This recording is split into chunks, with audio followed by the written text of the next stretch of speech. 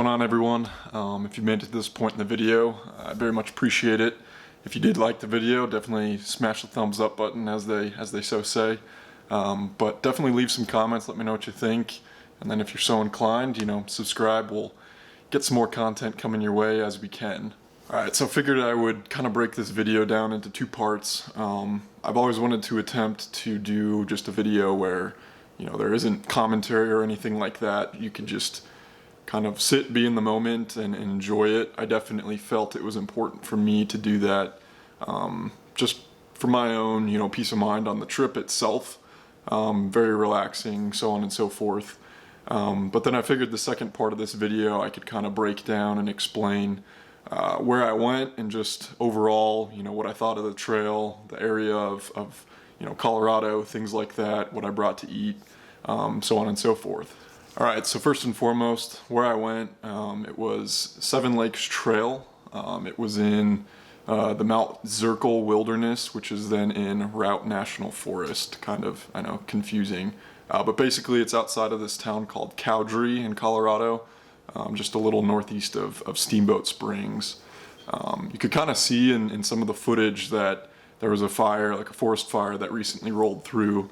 So I think that was the Beaver Creek fire back in 2016.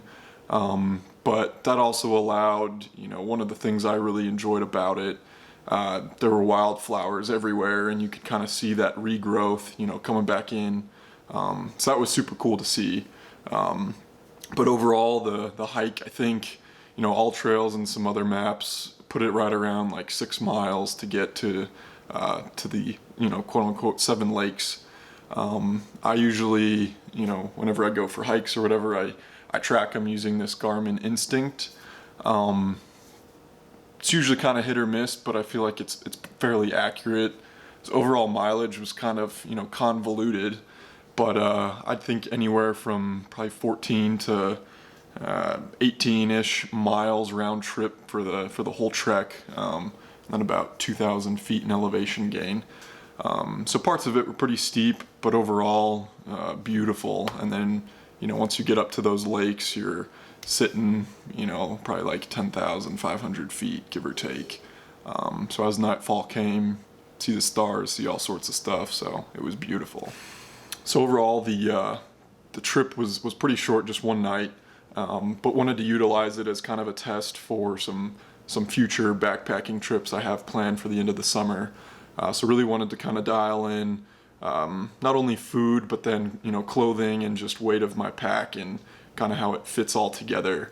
So starting off with the food, I heard about cold soaking. So it kind of allows you, obviously if you're the type of person that needs warm food, things like that, maybe that wouldn't be for you, but it allows to not have to take with you a jet boil or smaller propane canisters in order to heat up whatever food you bring along with you. So cold soaking is awesome. Definitely able to throw together, like, pre-package my own oats or like ramen, couscous, whatever. Throw some water in with it and then eat it later on. So that I found that was super successful. As far as clothing goes, I mean, you really just bring the essentials. Obviously bring some more warmer clothing once nightfall comes. If you're going to be, hiking at higher elevation in general, got to prepare, bring more layering, things like that. But also, I brought things I didn't utilize either. So moving forward, that'll be, super helpful for these future trips.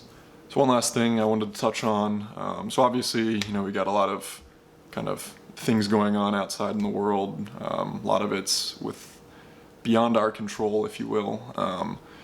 But if you are able and you have, various places you want to explore that are close by or anything like that, definitely go out and check it out. I know for me personally, it was kind of a nice mental break to just get away for a bit. So highly encourage you and challenge you to do that yourself. But overall, I thank you very much for making it to this point in the video. We'll definitely be back with some more. So yeah, we'll catch you in the next one.